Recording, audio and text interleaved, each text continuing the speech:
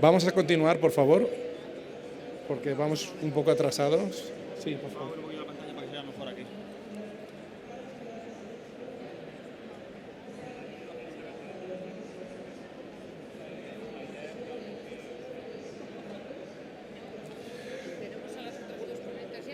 Sí.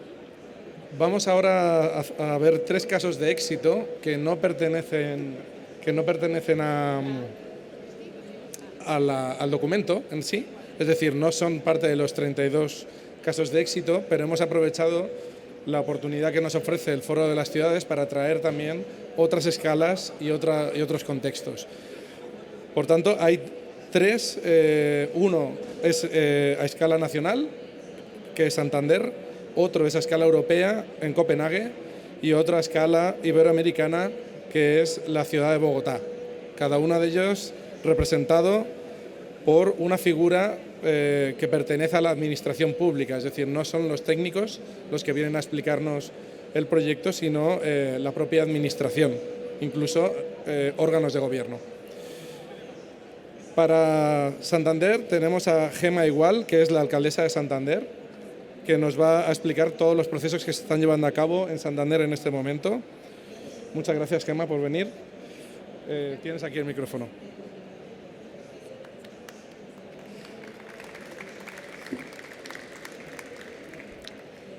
Pues muy buenas tardes y muchísimas gracias, en primer lugar, al Foro de las Ciudades por darnos la oportunidad de ser una de esas ciudades y además de compartir pues con Copenhague y también con Bogotá, 2 ciudades pues a otra escala de la ciudad de Santander, pero encantada de poder pues explicar qué estamos haciendo en la ciudad a nivel político, cómo, y además lo voy a hilar con lo que hemos estado escuchando hasta ahora, cómo es imprescindible la participación, concebir la ciudad como un entorno geográfico, como el lugar donde viven, en este caso los santanderinos, teniendo muy en cuenta cómo es la ciudad, que estamos al norte del norte de España, las dimensiones de la ciudad, que son 34 kilómetros cuadrados, los habitantes que tiene Santander, que son 175.000, para que luego cuando vengan mis compañeras pues también podamos poner en diferentes escenarios, y la continuidad también de los equipos de gobierno, en donde Santander tenemos pues equipos de gobierno continuos y simultáneos, y en donde la gestión de la ciudad pues viene siendo desde hace muchos años con una planificación previa.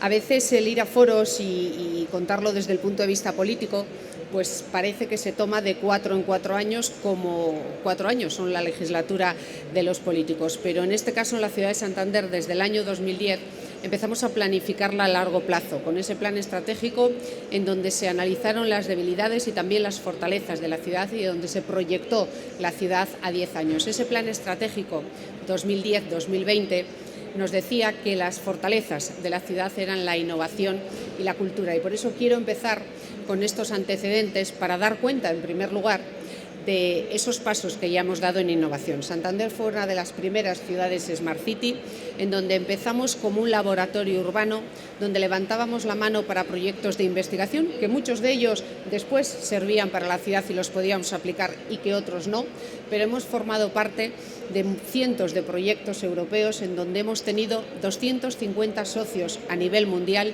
y en donde hemos manejado pues muchos millones de euros que eran dineros no de los santanderinos, sino compartidos y sobre todo de la Unión Europea, y en donde hemos avanzado y aprendido mucho. En donde empezamos pues de novatos, donde a veces el meter la tecnología en cada uno de los servicios era difícil, en donde nos teníamos que pegar para cómo se valoraba dentro de una oferta o cómo se reflejaba en unos pliegos la tecnología y la medición de datos, en donde después evolucionamos a tener un repositorio o el gran cerebro de la ciudad para que no solamente esos datos reportasen o optimizasen ese servicio, sino que fuese de manera global, y en donde ahora ya estamos concibiendo al ciudadano como el centro de la gestión municipal. Con el proyecto Smart Citizen de 7 millones de euros vamos a tener una identificación ciudadana, cada ciudadano tendrá una tarjeta física o tarjeta virtual, en donde va a poder relacionarse con el ayuntamiento, va a poder pagar el autobús municipal, sacar un libro de la biblioteca, pedir un certificado de empadronamiento, pero donde también va a ser nuestro canal de comunicación, donde vamos a poder personificar o personalizar la gestión municipal en ese ciudadano. de repente, si una persona en Santander todos los años saca abono para el Festival Internacional de Música de Santander, para el FIS, pues será el primero que tenga que recibir esa programación. Pero si no tiene niños pequeños, no recibirá los campus de verano, porque es una información que le satura. A veces debemos de modular muy bien qué tipo de mensajes damos y que a quien llegue les interesa, con lo cual esa sería la última evolución de Ciudad Inteligente. Y también en cultura pues hemos dado muchos pasos. Santander nos quisimos presentar a ser capital europea de la cultura para el año 2016 y perdimos, pero ganamos mucho. Ganamos que toda la ciudad se unió en torno a la cultura, ganamos que unimos a todo el tejido cultural, ganamos que con captación de fondos de las empresas privadas heredamos la Fundación Santander Creativa, que es una fundación que ayuda, que subvenciona, que dinamiza el tejido cultural, que hoy tiene Santander tan cerca, que son lazos tanto con el País Vasco, con Bilbao, como con Logroño, y los tuvo con Gijón para hacer intercambio de agentes culturales y de cultura, en donde hoy estamos construyendo el nuevo MUPAC, Museo de Prehistoria, y vamos a tener en Santander desde los orígenes de la cultura del arte, que son las cuevas de Altamira, hasta la mayor vanguardia, que es el Archivo La Fuente. Estamos ya construyendo un centro asociado al Reina Sofía con ese archivo privado, el Archivo La Fuente, que ha comprado el Ministerio. Sabéis que tenemos el Centro Botín abierto ya desde el año 2017, que es de Renzo Piano, que la Fundación Santander, Faro Santander, está construyendo también un museo, y que nuestro barrio de la Florida, que tiene la biblioteca personal de Menéndez Pelayo, el Museo de Arte de Santander, la Casa de Gerardo Diego y nuestra biblioteca municipal, es otro atractivo cultural. Con lo cual, esos dos hasta llegar al 2020. Y llega el 2020 y con la pandemia, pues todas las ciudades, toda la sociedad a nivel mundial y global, pues hay un gran parón. En ese gran parón yo creo que las ciudades somos pues las que antes reaccionamos, pero no se nos puede escapar el cambio social, el cambio económico y el cambio energético o el desgaste que sufren las ciudades. Hay un antes y un después por otras muchas razones, pero por supuesto que también por la pandemia, en donde en ese cambio social empezamos a ver cómo nos relacionamos, empezamos a ver qué tipo de pisos, de edificios, de casas necesitamos, que son pues más abiertas, más al aire libre, con mayores ventanales y mayores terrazas. En Santander, que a veces llueve, no mucho, antes había una terraza o un balcón en un piso y lo habitual era que se ganase ese espacio, se cerrase con una cristalera y ya no había terraza o balcón. Después de la pandemia vuelven a demandar muchos espacios libres, mayores ventanales, y ya todas las casas las demandan con terraza o con balcón. Tenemos ese cambio social del individualismo, cada vez duramos más años, hay más personas mayores en las ciudades, en donde hay menos niños, con lo cual las necesidades o los servicios que necesitan las ciudades son totalmente diferentes, en donde tampoco hay tanto sentido de pertenencia. Antes quería uno tener su propia vivienda, me compré mi piso, ahora ya hay más alquiler por si cambio de trabajo, por si cambio de ciudad. El modelo económico, bueno, pues ni qué decir, lo que ha subido el coste de la vida.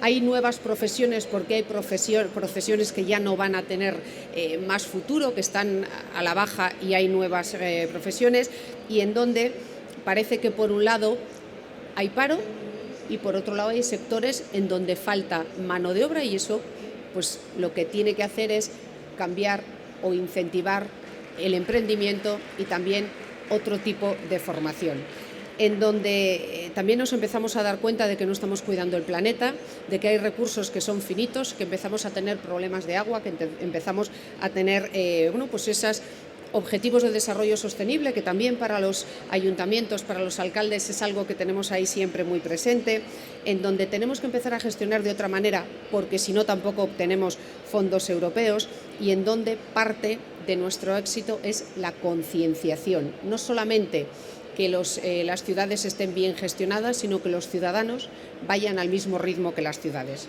Y con todo eso debemos de gestionar la ciudad. Y la debemos de gestionar en el espacio físico. Como he dicho, qué ciudad es la que tenemos, qué urbanismo tenemos, hacia dónde crece la ciudad.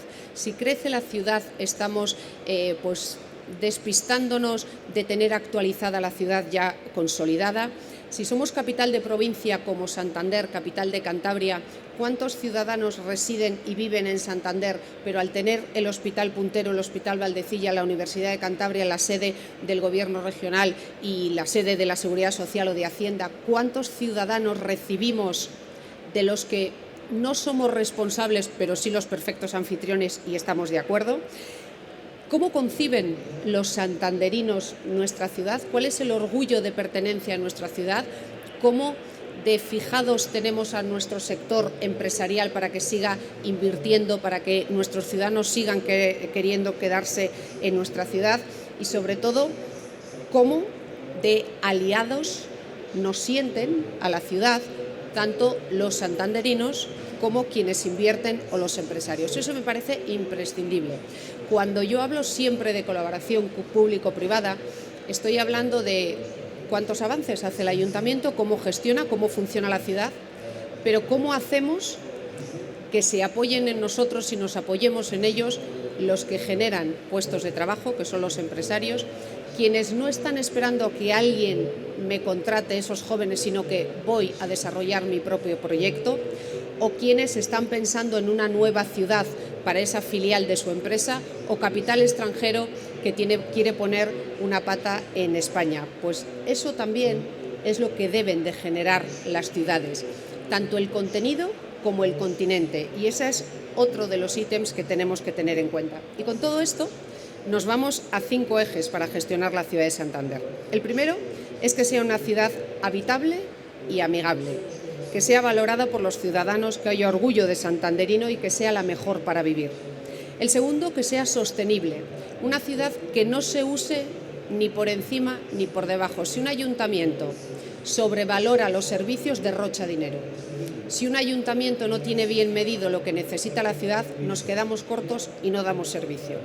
La tercera es una ciudad acogedora, donde nadie se sienta que está descolgado y, sobre todo, donde Santander, como ciudad de servicios al norte del norte, donde no tenemos mucho terreno productivo, donde nuestro parque tecnológico es el más puntero empresarial, somos ciudad servicios. Si no tratamos bien a quien viene, si no desarrollamos ese sector servicio, turismo, gastronomía, medio ambiente, no tendríamos el éxito que tenemos. Con lo cual, ciudad acogedora, ciudad facilitadora, donde a nadie le dé miedo o pereza emprender un negocio, donde nadie le dé miedo pedir una licencia y en donde nadie le dé miedo invertir. Y ahí es donde las administraciones públicas y el Ayuntamiento de Santander más tenemos que trabajar. Y la quinta, y se ha hablado aquí esta mañana, es entre todos y para todos. Por muchas políticas municipales que despliegue un equipo de gobierno, si los ciudadanos no se han sentido partícipes de ellas, si no las demandan o las esperan o sienten la necesidad o les entusiasma, no las usan. Cualquier cosa que no se use o que no tenga éxito es derrochar el dinero y eso no nos lo podemos permitir.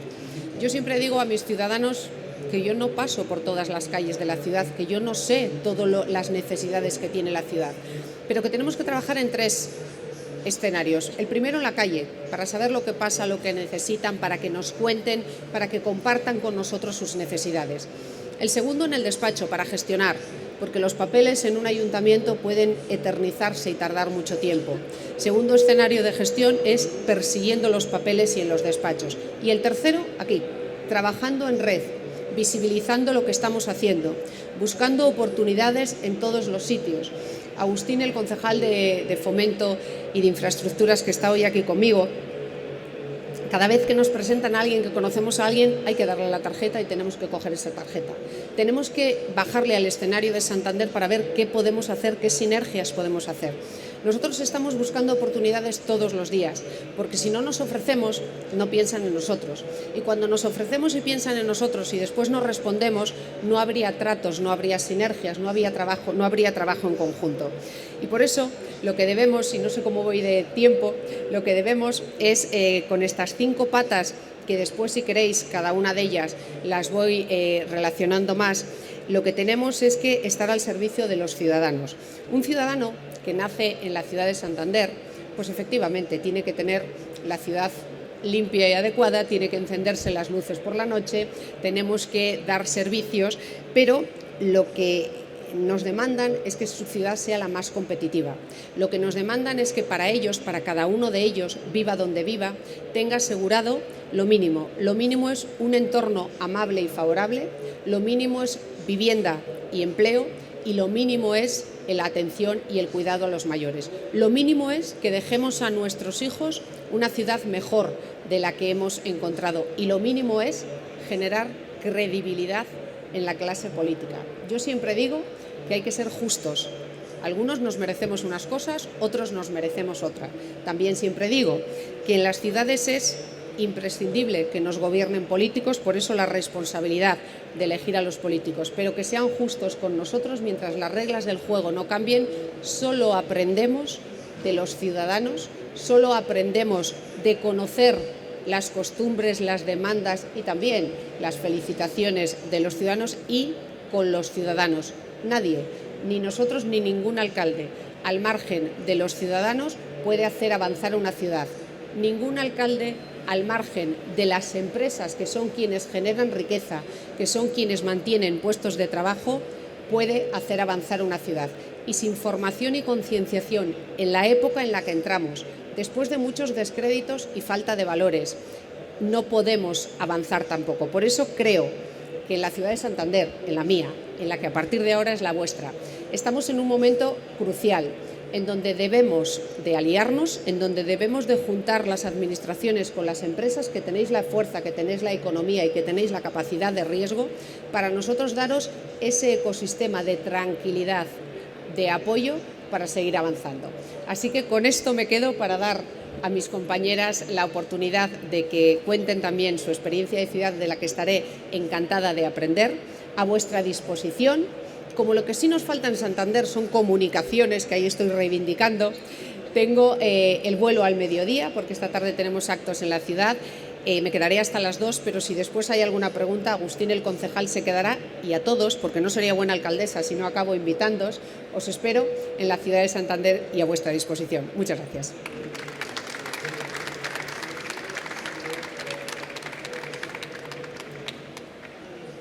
Muchas gracias, Gemma, por aportar, digamos, esa reflexión política, ¿no? Desde el lado político. También nos hubiera encantado ver porque sabemos que existen proyectos de regeneración muy interesantes, que en otra ocasión nos enseñarás también. Vamos a pasar ahora a la escala europea con Copenhague, con la ciudad de Copenhague.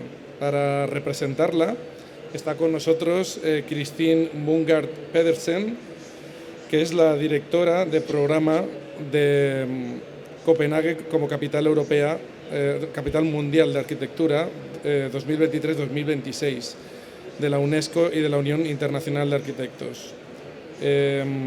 Al mismo tiempo, Christine es urbanista, she's an urbanist, y nos va a presentar algunos proyectos de regeneración que están llevándose a cabo en la ciudad de Copenhague.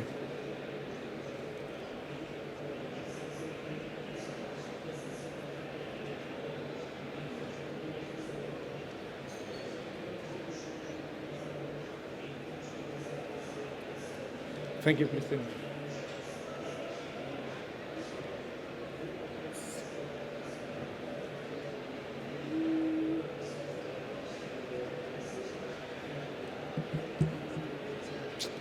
Hello, nice to see you all. I'm not speaking Spanish, I'm speaking in English, so I hope that we will be able to understand one another.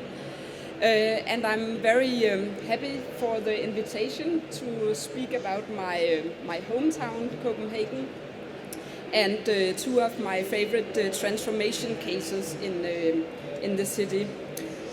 So I think I'm going to be your tour guide for the next 15-20 minutes. So first, where are we? We are in the capital of Denmark, which is a long way from Spain, in Scandinavia. Big orange sign here, so you can see where we are, in the northern part of Europe. And Copenhagen is the capital of Denmark. It's a fairly small town compared to Madrid, just like Dinamarca is a small country compared to Spain. Copenhagen is approximately 5 times smaller than Madrid, so just so you get an idea. However, in the metropolitan area, we are 2 million people, so we are still a capital city. And what's interesting about Copenhagen, my hometown, is even though it's small, it's also growing. So as a municipality, we need to work a lot in order to keep up with the growing population. Most of the population is also quite young. We are 37 years in average age, so it's younger than the average Dane. And it also means that there's lots of kids, lots of students, and a lot of urban life in the city. And let me see. And where to put all these new Copenhageners, both the newborn and the newcomers. Well, Copenhagen is transforming just like Madrid and other Spanish cities, and that means that we have a lot of former industrial areas, former port districts that we now are transforming into to housing and residential areas. On the map you see all the red dots on the map are all new development areas that will house more than 60,000 new homes within the following decades. So we have space enough, but we need to use this space in a clever way. And I'm going to talk about 2 examples. The first example is the area called Nordhavn. I don't know how many of you have been in Copenhagen, but if you have, you know that it's a maritime city. It's located close to the sea. There's an old port which has now been cleaned, so we can take a swim almost everywhere. But Nordhavn is the old free port of the city. It means it was the area where huge ships, containers, shipyards, a lot of maritime industries were located in this area for many, many years. This picture here is from 1953, but originally the free port of Nordhavn was created already back in the late 1800s.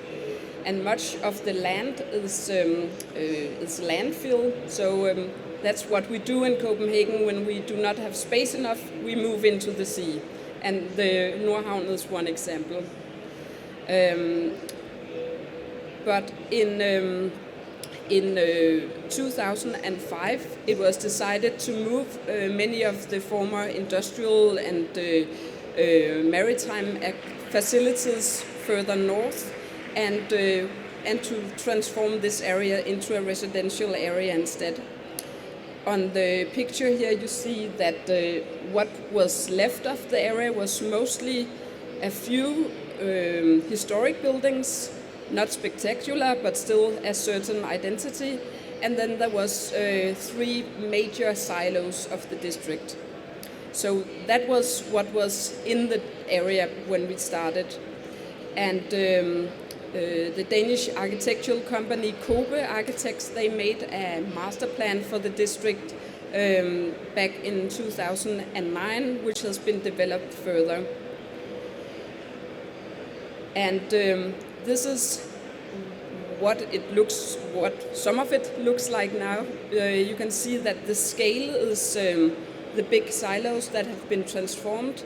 Then we have a lot of more ordinary residential block buildings, but there's also quite a lot of historic buildings left. So we have these 3 elements in the area: old historic smaller buildings, residential block buildings, and then we have the iconic silos that all together give the specific identity to the area. Especially the silos of the district have become quite a landmark in the district. The Kobe Architects have also transformed the former grain silo of 17 storages into a residential building with a rather Batman-like feeling, but quite extraordinary. And by saving this concrete building, we have saved more than 500 tons of CO2 emissions.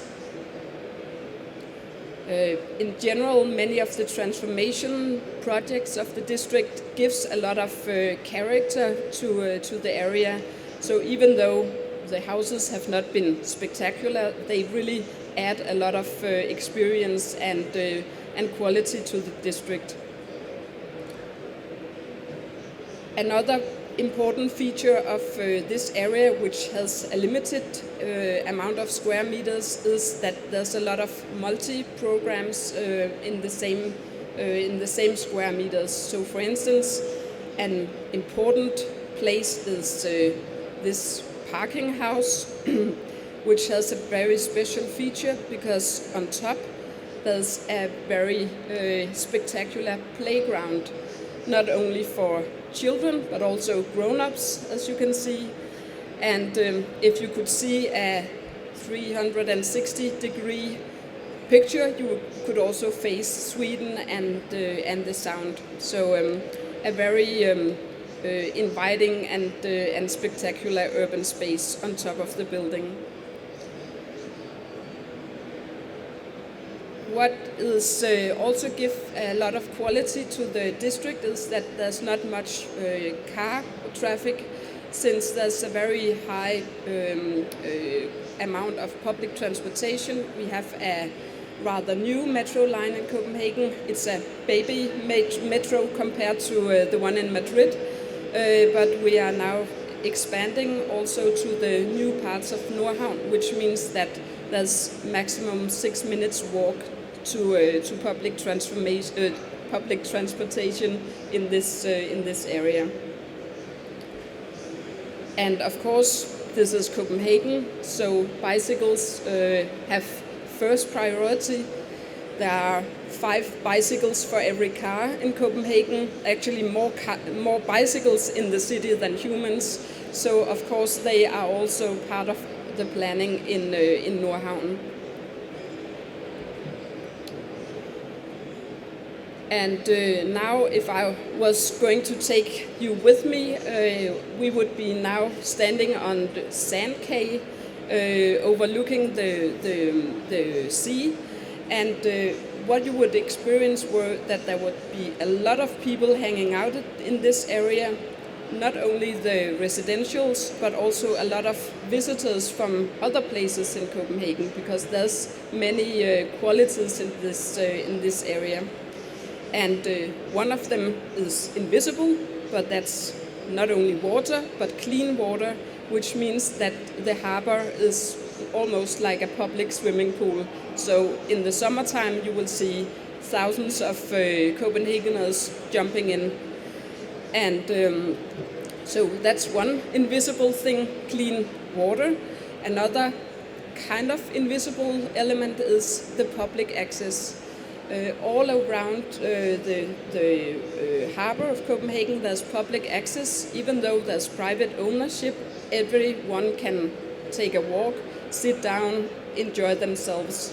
And this, the qualities of the public spaces is really what is key in this district in Copenhagen. And it also means that much of the urban design has been created in a way that there's many different kinds of social spaces, very informal spaces where people can relax or do what pleases them best, if they want to be together with others, if they want to enjoy the area by themselves. Then there's a specific tool that we use when planning Copenhagen, and especially when we plan in new districts. It's a concept that we in Danish called kantzoner. In English it's called edge zones, and it's basically an attendance to the area where the house meets the street or where the private meets the public.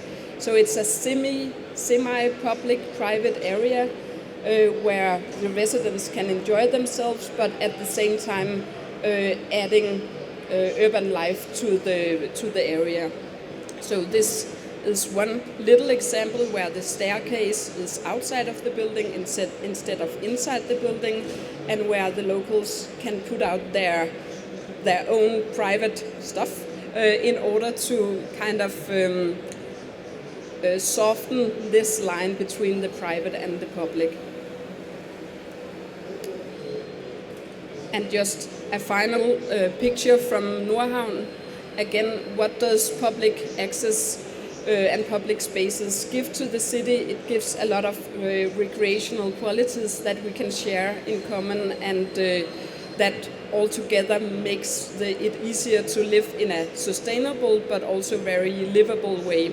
So Copenhagen in wintertime, where you have a cold swim in Nordhavn. Then I will jump to my second tour guiding, or my second district in Copenhagen. It's the Carlsberg city.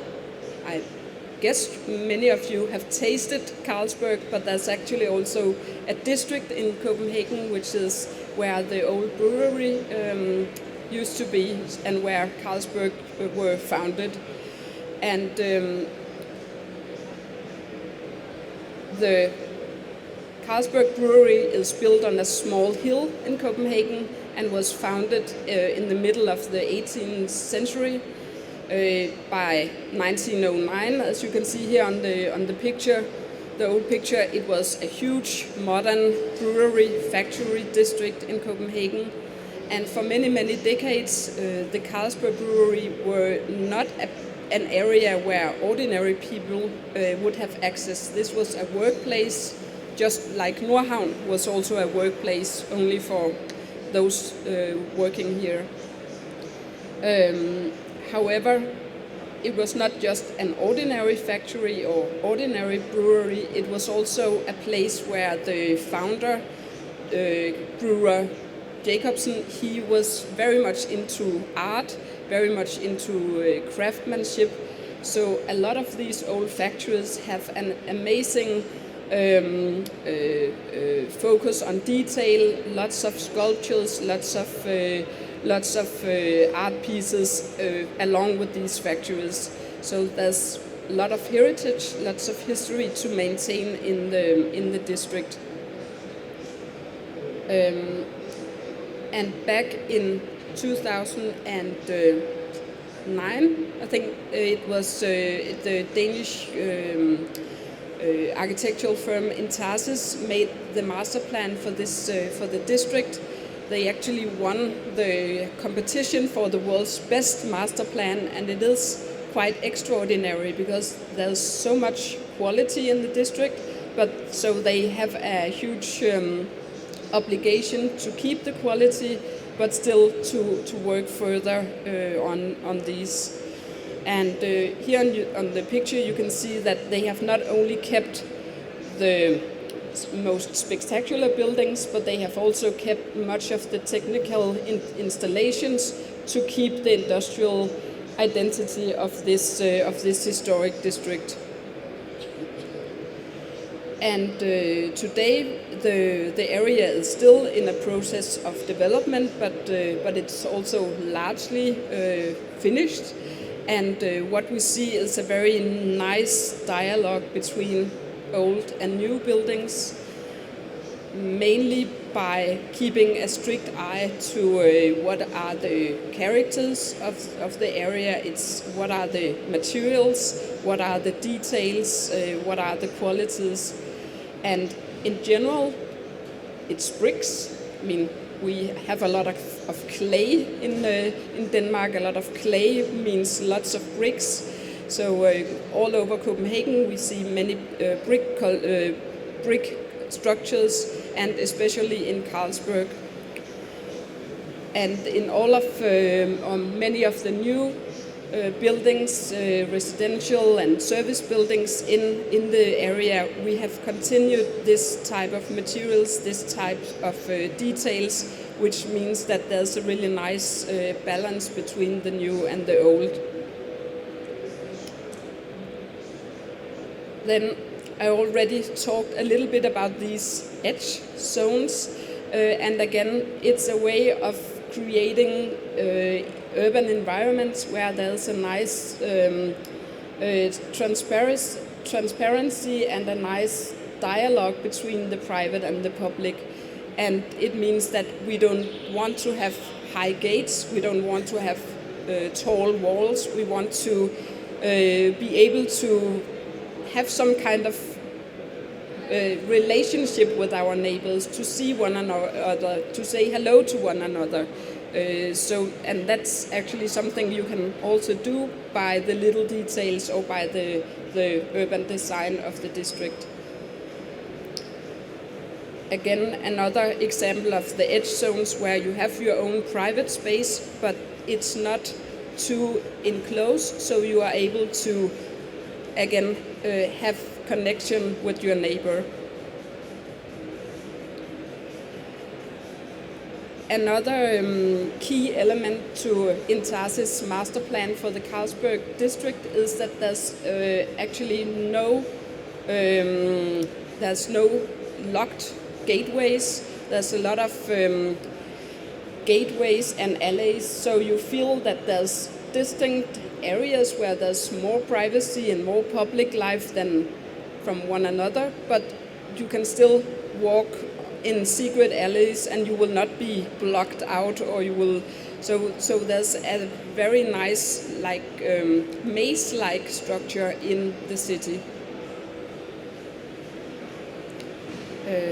Again, areas like this, you can have a little privacy in the courtyard, but it's not closed off or locked off to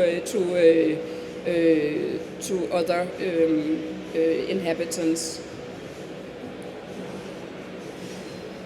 Then, just similar to the Nordhavn district, pedestrians, bicycles, all the soft trafficians of the city have first priority in the district, and there's a station very close by, so it's also very easy to use the public transportation and then walk or bike in the area.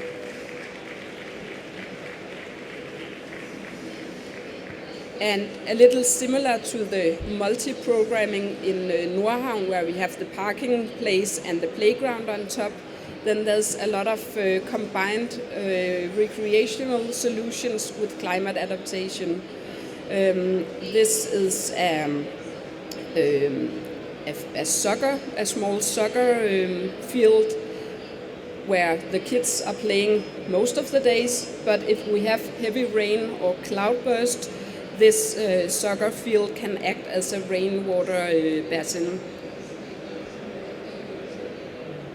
And the same goes for this street, where you have the rainwater basins that can be filled with rain and water during cloudburst, but most of the days these will just act as ordinary recreational spaces in the street.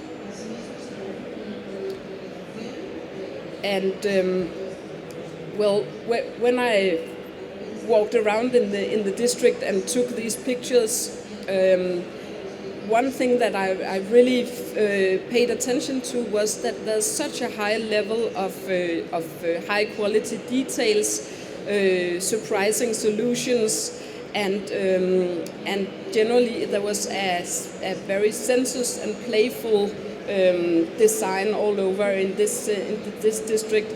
And one thing that was interesting to notice was that there's kids everywhere, kids playing on their own, and that's not something that you normally see in new urban districts and not even old districts. But the thing that there's something about the scale, there's something about the many secret hideaways, there's something about the safety of this environment that also invite children to go out and explore their neighborhood. So the way that you can more or less see the success of the area in the way that children are actually using and playing this area means that it's a quite successful new district. So just to sum up, when we work with the, does it work? Does it work still? Yes. So when we work with transformation in Copenhagen, we follow the architecture policy of the city, which very much has to do with architecture that tells a story, has to do with the identity of the area, but we also need to take the ordinary everyday life into consideration. So the Copenhagen life is just as important as the aesthetic features of the architecture. And then the third theme, design responsibility, is basically about that our climate is changing. It means that we need to reuse, we need to transform, we need to design for a more climate-friendly future, and of course also for heavy rain and climate changes. And in general, we try to aim for a Copenhagen scale also in the new districts. It doesn't mean that it has to be all the same as the old Copenhagen, but we like it to be a Copenhagen feel also in the new areas. So it's very much about translating the heritage, not in a way where we imitate the old, but where we have a dialogue with our former architecture. So even though when you experience Copenhagen, you will feel that there's many different districts there, they all have their own specific identity, but at the same hand, they also have some specific elements that are always the same. So you definitely feel that there is this shared architectural language all over the city. And then something which I've not touched so much upon today, but when we develop new districts, we always have to remember to make them as balanced and diverse as possible. So new districts should not only be for the wealthy population, but a diverse housing offer in the new districts as well. So both Nordhavn and Carlsberg will have a 20% social housing amount when they have been finished.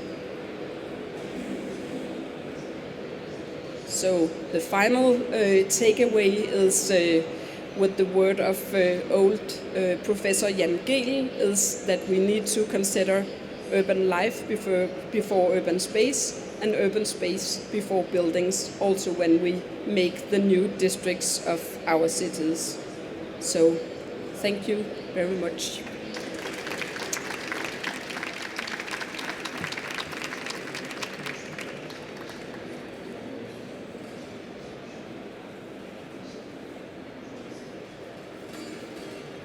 Vamos a continuar, después tendréis la oportunidad de hacer preguntas a las tres ponentes, pero vamos a continuar ahora para terminar la ronda con Vanessa Alessandra Velasco Bernal, que es la secretaria distrital de Hábitat de la Alcaldía Mayor de Bogotá y miembro de la Unión de Ciudades Capitales Iberoamericanas, y nos viene a presentar proyectos de regeneración urbana en la ciudad de Bogotá.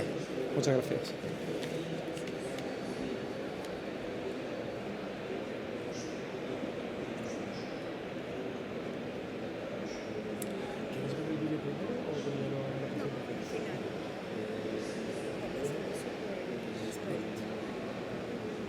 Cuando quieras avisas.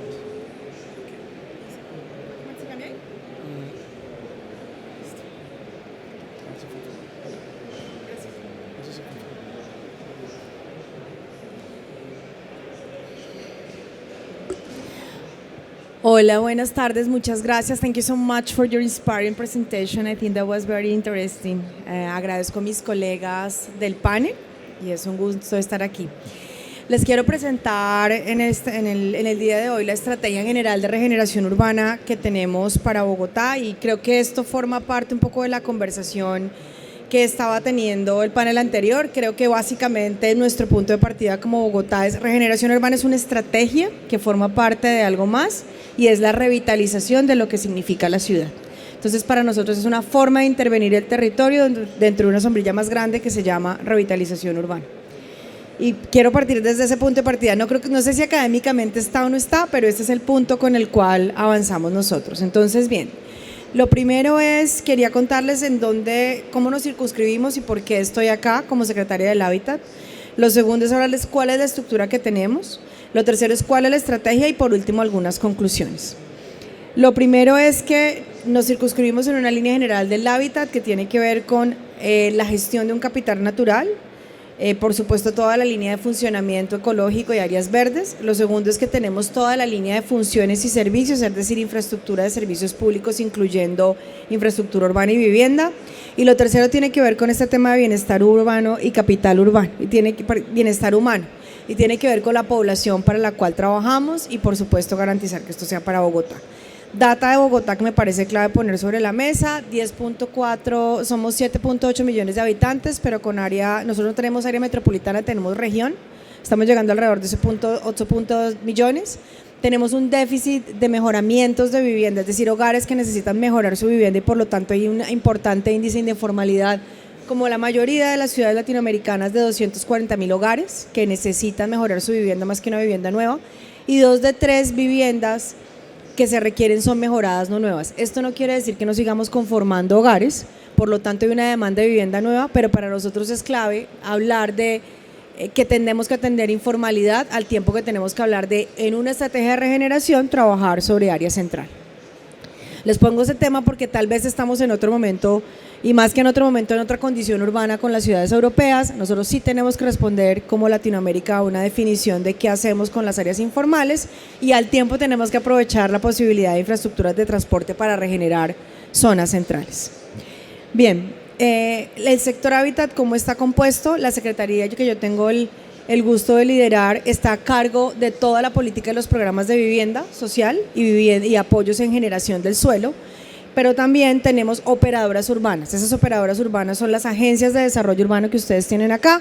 Básicamente tenemos 2 agencias, una que es la Caja, que atiende los territorios que están en periferia y está encargada de hacer espacios públicos y ejecutar programas de vivienda y gestión del suelo en periferia, y Empresa de Renovación Urbana, que es la agencia encargada de la promoción del suelo y de la vinculación de privados para los proyectos de regeneración urbana. Como secretaría defino las políticas y programas y entrego todos los incentivos y subsidios de vivienda. Estoy encargada también de la coordinación de la infraestructura de servicios públicos, y también estoy encargada de la coordinación de todas las estrategias para el ensamble y generación del suelo. Pero esto no lo podemos hacer solo, tenemos 2 agencias de desarrollo urbano que lo hacen. En paralelo también es articulada la estrategia de las empresas de servicios públicos. Aquí está Acueducto de Alcantarillado, Energía, Aguas de Bogotá, que es la empresa que llega más a las zonas informal, más de periferia en la ciudad, y Empresa de Telecomunicaciones. Y por último, todo el tema de recolección de residuos sólidos. Muy de acuerdo con mis 2 colegas anteriores de panel, y es que esto no se logra si no hay mantenimiento de espacio público, y para mantener el espacio público hay que garantizar la recolección de residuos sólidos. Entonces, por eso esto forma parte de un solo pool. Ahora bien, ejes estratégicos. Dentro del plan de desarrollo que fue adoptado hace más o menos ya unos 15 días, del señor alcalde Carlos Fernando Galán, tenemos 5 ejes que van a permear la estrategia de revitalización. Insisto, para nosotros regeneración es una estrategia de grandes piezas en áreas centrales que necesitan ser deterioradas. Aquí hay 5 ejes. 1, vivienda como motor de reactivación económica, transformación urbana y reducción de pobreza de los hogares, apoyar la reducción de pobreza. El segundo es mejoramiento de barrios para lograr espacios públicos que sean seguros, resilientes y sostenibles.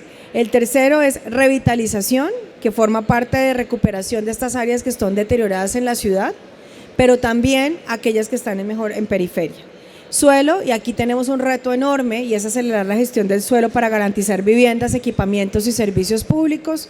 La gestión del suelo para nosotros es importante. Bogotá como Bogotá está abocada en una estrategia de regeneración de suelo y revitalización de suelo. No tenemos mucho más ya suelo de expansión urbana como Bogotá, pero sí lo tienen los municipios del área metropolitana. Entonces hay que entrar en esta estrategia conjunta con Región Bogotá para ver cómo podemos propender por suelo. Sin embargo, Bogotá pues tiene que apostarle, y así lo ha hecho el plan de ordenamiento, en una estrategia de regeneración urbana en áreas centrales y de revitalización en áreas de periferia y mejoramiento. Y por último, servicios públicos. Como ustedes, tenemos por supuesto una condición de consumo responsable de los recursos naturales, así lo hemos mirado, no lo miramos como un ejercicio de hay sequía y por lo tanto hay que actuar, sino esto es un marco de consumo responsable de recursos naturales y por ende, más allá que seamos un país y una ciudad favorecida con recursos hídricos, pues tenemos que entrar en una estrategia de consumo responsable y eso nos lleva a plantearnos ser mucho más asertivos en la definición de inversiones para el abastecimiento y tratamiento de agua y para todo lo que va a significar abastecimiento y abastecimiento de redes. Bien, entonces acá, como les decía, 5 estrategias, ¿cómo las estamos haciendo? Servicios públicos, empresas operadoras y la Secretaría de Hábitat trabajando en conjunto para garantizar que esto llegue a zonas específicas y piezas de ciudad. Y esto lo bajamos en acciones de infraestructura para vías, parques, equipamientos y oferta de vivienda y usos mixtos. Ahora bien, trabajamos con un marco de política y programa. No quiero entrar en este detalle que es muy preciso de cada uno de los países, simplemente quisiera recordar 3 mensajes acá. Tenemos un plan de ordenamiento territorial que nos marca los usos del suelo, trabajamos con un plan anterior, no estamos haciendo una modificación del plan, sino que nos circunscribimos en esta administración a ejecutar lo que nos corresponde dentro del plan. Y aquí hay tres aspectos claves. Cuando hablamos de actuaciones estratégicas es lo que ustedes llaman proyectos de regeneración urbana.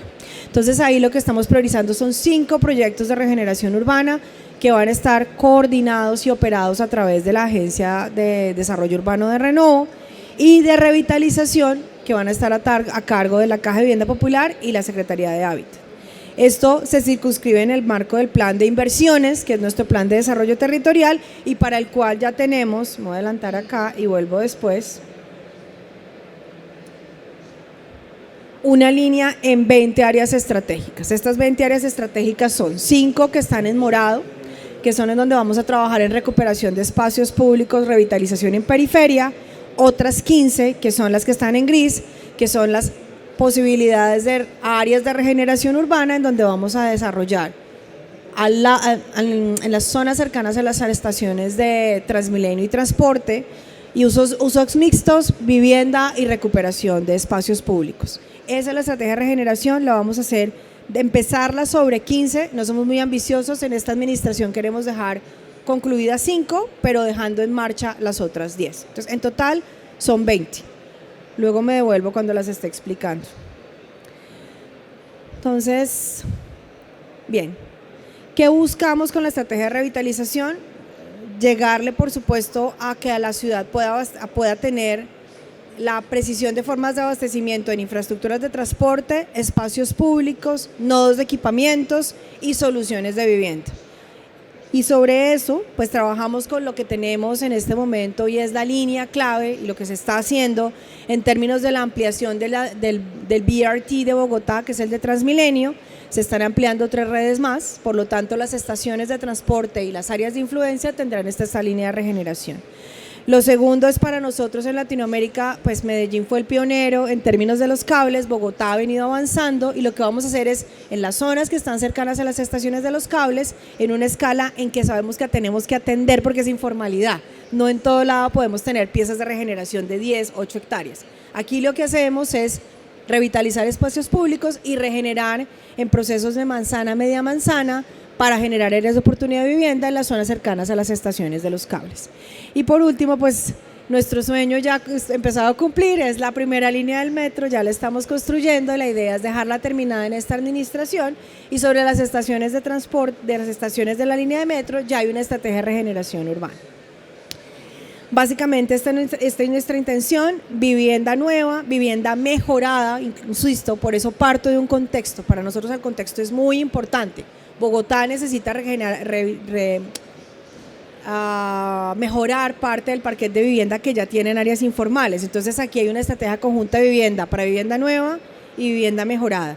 Y utilizar las estaciones, por ejemplo el caso de la estación de Altamira, son estaciones de los cables, esta misma estrategia va para las estaciones del metro, para localizar equipamientos y espacios públicos revitalizados. Para mí es importante esta imagen porque es los hogares que necesitan mejorar su vivienda y los hogares que tienen vivienda nueva y los espacios públicos. Nuestra estrategia es llevar espacios públicos de alta calidad a las zonas de mejoramiento. Adicionalmente, pues espacios públicos que permitan la regeneración de área central.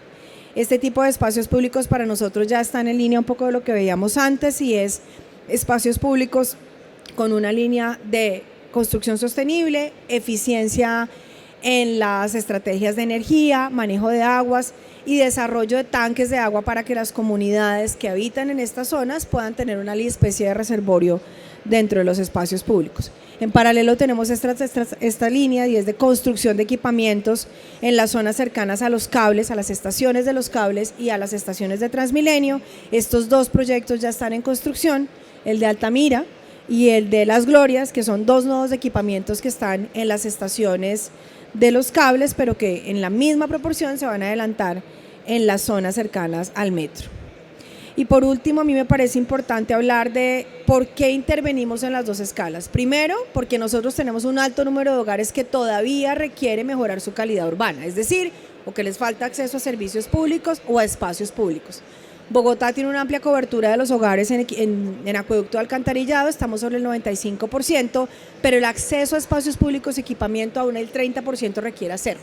Por eso es que tenemos que intervenir todavía en periferia, pero eso no significa que no intervengamos ya en grandes piezas de regeneración urbana. Es un reto bonito porque nos toca hacerlo al tiempo y es diferente probablemente a lo que pasa acá, pero es el reto que tenemos. Tenemos unas zonas de alta presencia de inseguridad y deterioro urbano, lo mismo que les pasa a ustedes en estas ciudades por producto del vaciamiento de áreas centrales. La estrategia nuestra es, utilizando los sistemas de transporte, hablemos de que se puedan generar en esas zonas que están en áreas centrales de una regeneración que permita localización de vivienda social.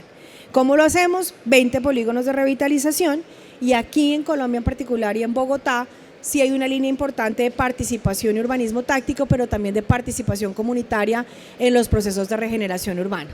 Eso ha hecho que llevemos un par de años discutiendo en hasta dónde debe ir la participación comunitaria cuando hablamos de regeneración. Una cosa es clara, es cuando hablamos de revitalización en periferia, pero en regeneración hay que entender un poco y es si es que estamos hablando de un proceso de participación comunitaria en el diseño del proyecto o hasta dónde los hogares y los propietarios de esas viviendas deben entrar como parte de un producto inmobiliario.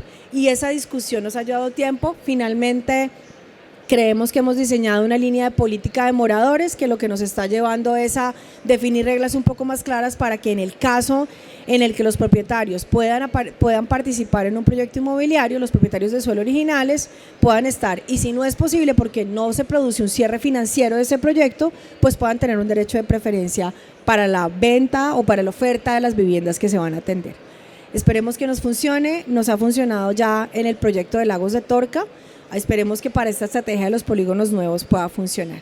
Las metas, intervenciones integrales, que toda infraestructura de espacio público esté en línea de ecobarrios y trabajar en urbanismos tácticos, que son acciones muy puntuales como las que vimos en el caso de Copenhague, de mejora de fachada, pintura, en zonas específicas que requiera la comunidad.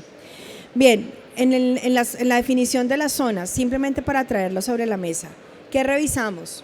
¿Dónde están las estaciones de transporte? ¿Dónde están los delitos de alto impacto? ¿Dónde tenemos áreas de oportunidad para vivienda por norma urbanística y por suelo? ¿Dónde tenemos seguridad nocturna de mujeres que deba ser atendida? Para nosotros y para el alcalde el tema del género y atender la población femenina es muy importante en términos de espacio público. ¿Dónde tenemos ese déficit urbanístico que les conté del 30% de hogares? ¿Y dónde están los puntos críticos de recolección de basura? Todo eso nos da la definición de las zonas y frente a eso 5 zonas de mejoramiento, las 15 zonas de regeneración y aquí, ¿dónde están las áreas de oportunidad para vivienda? Para nosotros es clave saber que tenemos que cumplir con un déficit de vivienda, pero no localizado en cualquier sitio, sino que nos sirva como parte de la articulación con la estrategia de regeneración y revitalización urbana. Eso nos da aproximadamente unas 30.000 unidades de vivienda en estas zonas de estas áreas de oportunidad. La meta que nosotros tenemos es para Bogotá producir soluciones habitacionales para 60.000 viviendas nuevas, 15.000 mejoradas. Por lo tanto, el reto es importante y tenemos que generar toda la gestión del suelo necesaria.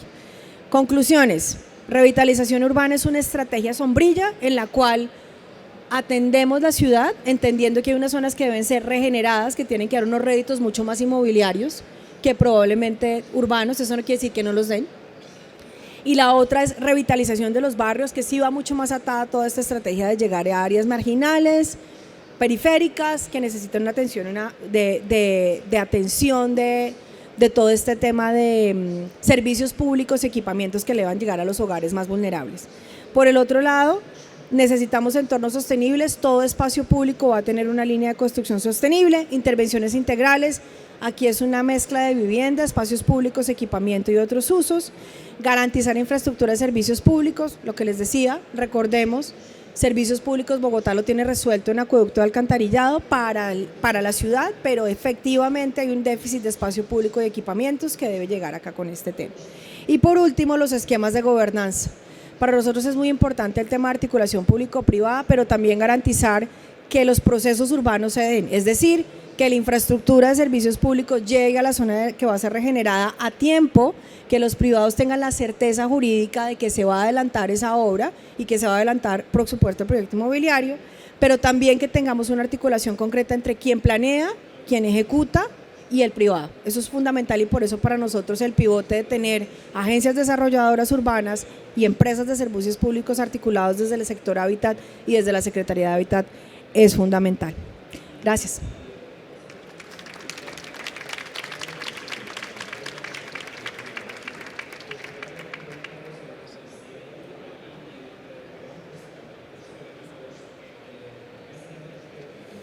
Muchas gracias a las tres.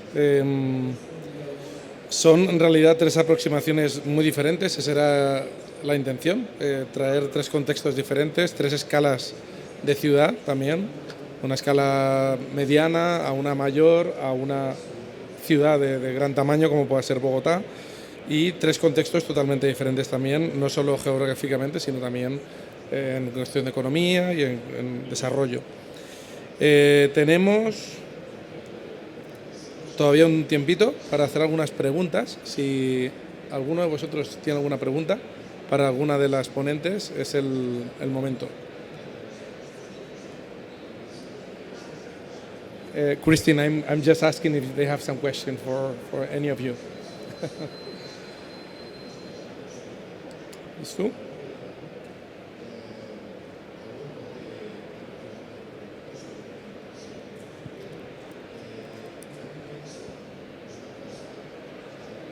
¿Me oís? Sí. A mí me gustaría que pudierais dar las distintas visiones de la participación ciudadana en cada una de las estrategias que habéis contado adscritas a vuestras ciudades. Creo que es un eje, como decíamos antes, transversal. Nosotros le hemos dado muchísima importancia dentro del documento de regeneración urbana y creo que podrían a lo mejor hablar un poquito más específicamente sobre esa participación ciudadana. Christine, the question is about the participation of the citizens in the decisions taken in the projects that has been developed in the project that you have shown. For the three of you. I mean, it's not only for you, it's for the three of you. Bueno, pues empiezo por si me tengo que ir. Efectivamente, en la exposición lo he dicho, un ayuntamiento pequeño, una ciudad pequeña como Santander, administración local que alcaldes y concejales nos conocen perfectamente y además debemos de estar en la calle, es imprescindible. Nosotros no hacemos una obra o no cerramos un proyecto si no se le explicamos a la asociación de vecinos. Habitualmente tienen 15 días o un mes para tenerle en su local, en su sede, y para que nos den sugerencias, para que nos den su impresión. En muchas ocasiones hay solicitudes que son inviables, lo único que hay que hacer es explicarlas, pero en muchísimas ocasiones más es lo que quieren en su barrio, lo que usan en su barrio, lo que la gente desea en su barrio y son casos de éxito. Yo siempre les digo, decirme porque no voy a invertir 1 millón de euros en tu barrio para que luego no te guste, con lo cual vamos a hacerlo juntos. Lo que pasa que también es estar mucho en la calle, en salir en la calle, es que vuelvas de ese barrio con 5 solicitudes más. Entonces hay que también, bueno, pues explicar los medios que se tienen, explicar antes qué tipo de proyecto vamos a ejecutar, porque luego te piden cambiar las tuberías. No, es que solamente era el actuar en el vial, o sí que es regeneración urbana. No, aquí no caben árboles porque la acera no tiene más de 1,80. No cabe carril bici porque si no hay que quitar aparcamientos. Entonces, ¿cuántos queréis carril bici y cuántos queréis aparcamiento? Es más difícil, pero es muchísimo más exitoso. Y después es que no sería aceptado por los vecinos. Los vecinos sí tienen el sentido de pertenencia, es mi barrio, es mi calle, es mi zona, es mi coche el que tengo que aparcar, es mi semáforo, o por mi calle los coches van muy rápido, con lo cual pon un badén. Es mi barrio de la periferia, con lo cual quiero una línea de autobús. Todo eso debemos de hacerles partícipes de nuestros avances, y siempre hay participación ciudadana, pero me he ido a algo pequeño, que es arreglar una calle. Pero nosotros ahora, en esta nueva legislatura, tenemos que aprobar un plan general de ordenación urbana, en donde el anterior tuvo el doble de exposición pública que lo que era arreglado, porque entendemos que no todo el mundo conoce o se entera de las noticias que lanzamos desde el ayuntamiento, y porque también en muchas ocasiones dan otra visión, en donde además nosotros en Acción Municipal nos basamos en asociaciones, entidades y organizaciones de todo tipo, y me voy a otra diferente. Si hablamos de personas o de asociaciones o del área de discapacidad, es imposible llegar a todo el mundo de manera particular. O vamos haciendo canales y escalones de participación, o es imposible. Entonces es imprescindible. Lo hacemos siempre, lo tenemos que seguir haciendo, y porque además, como a todo por medios no llegamos, debemos de conocer la necesidad que hay en cada uno de los proyectos. Con lo cual nos da, primera impresión, necesidad. Esta zona hay que actuar antes que en la otra, hay mayor necesidad. Elaboramos un proyecto con los criterios técnicos y no le cerramos hasta que no le han validado los vecinos. Eso no quiere decir que siempre hagamos todo lo que ellos quieren, porque los medios, la acción de gobierno, y que a veces pues sus conocimientos hacen que no sea viable, pero siempre no lo cerramos hasta que ellos no están de acuerdo. Y en el inicio de obra vamos con el jefe de obra de la empresa que ha sido adjudicataria según la licitación, le presentamos al jefe de obra para que con esa persona en concreto estén periódicamente en contacto para cualquier cosa que no sea el típico banco. El otro día me dicen que cómo he puesto o voy a poner un banco al lado de una tapia de una finca privada porque pueden saltar. Digo, pues señora, tiene razón, ponemos el banco en otro sitio. Es continua en una ciudad pequeña. Thank you. I will try to answer about these two districts, and they have both been a little extraordinary because they are old, but they are not part of the ordinary urban fabric. So it also means when they were transformed, it felt they were transformed from areas that we did not have access to in Copenhagen and where ordinary people did not go before. So for that reason, both of my examples are a little extraordinary. So of course there was a planning process, there was a hearing process, but local Copenhageners did not have that much relationship to these two districts because nobody was living there before. So I think for that reason they are a little atypical actually.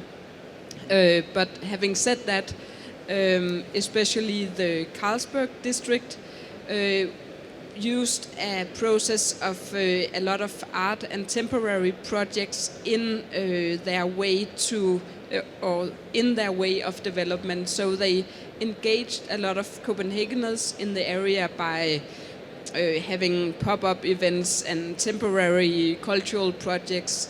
So a lot of people came and learned the district, to know the district before it was transformed, and therefore also had a relationship.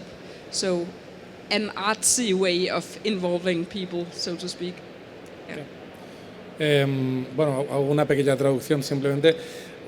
en los dos proyectos que ha mostrado, justamente son áreas, creo que antiguas áreas industriales, donde no vivía nadie, con lo cual no había una implicación tan directa de la población existente porque no existía esa población.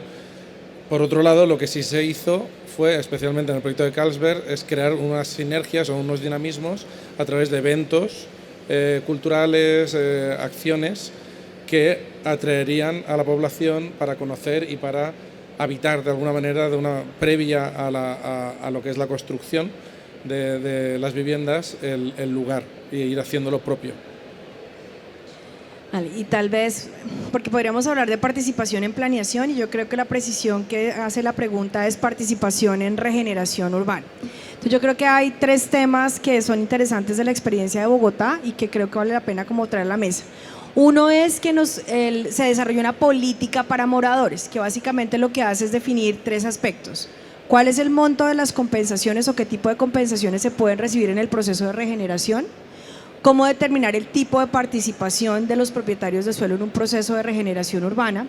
Y lo otro es definir el rol de las operadoras o las agencias de desarrollo urbano en coordinar esa política de moradores. Por un lado, entonces tenemos ese marco de gobernanza para trabajar. Ahora bien, en la práctica sí creo que es bastante sensible el tema de hasta dónde debe ir el proceso de participación de un propietario, digamos un residente en un proceso de regeneración versus un propietario que tiene un suelo de gran escala. Entonces yo creo que lo que han hecho las operadoras y lo que hemos hecho desde Habitat es definir una participación de actores y dentro de esos actores entender la caracterización muy clara de quién es quién y cuáles son los intereses.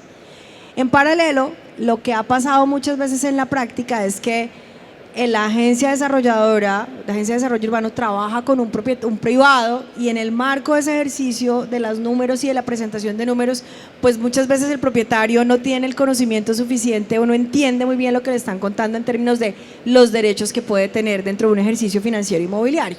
Entonces tenemos desde la Secretaría de Hábitat dos temas, 2 módulos que entregamos y es uno de manejo financiero para que las familias y los hogares entiendan un poco más lo que significa la inclusión financiera en un proyecto inmobiliario y lo otro, algo que para nosotros es muy importante y es el manejo de la línea de crédito para mujeres para que entiendan un poco más lo que significa el acceso a crédito en un proceso de vivienda. Entonces, porque lo que nos hemos dado cuenta es que la educación financiera es fundamental para poder incluso entender todos estos procesos de participación. Y tal vez el tercer tema es también sabemos que es un delicado balance el que termina teniendo que tener un promotor y un desarrollador en un proyecto de estos de grande regeneración urbana. Entonces lo que hacemos es desde la Secretaría del Hábitat sí formamos parte de los acuerdos fiduciarios o de los esquemas fiduciarios. Nosotros en Colombia funcionamos con fiducias, que es como la estructura que tenemos para blindar el ejercicio administrativo, legal y financiero de los recursos que llegan para cualquier proyecto. Entonces lo que sí hacemos es que las empresas públicas formen parte, no puede ser con voz y sin voto, de los acuerdos fiduciarios que tienen los proyectos inmobiliarios de regeneración. Con eso de alguna forma hacemos las 2 partes, blindar la participación, blindar la línea de los derechos que tienen las comunidades, pero también para ser un poco conscientes de que si los números no están dando de cierre financiero para los inmobiliarios, pues poder traducir eso a los propietarios, porque también hay que estar en la mitad un poco haciendo este balance. Entonces serían esos 3 mensajes en la práctica que quería poner sobre la mesa. Muchas gracias. ¿Hay alguna otra pregunta? Creo que son las 2 y sé que tenéis que salir corriendo. Así que cerramos aquí la sesión. Muchísimas gracias. Thank you so much for coming here and explaining the projects. Y agradecer también al Foro de las Ciudades de nuevo por darnos este espacio y poder exponer aquí el trabajo de este grupo de trabajo que se ha desarrollado durante 1 año y medio y esperando que resulte útil y que pase a una segunda fase de aplicación. Muchas gracias a todos.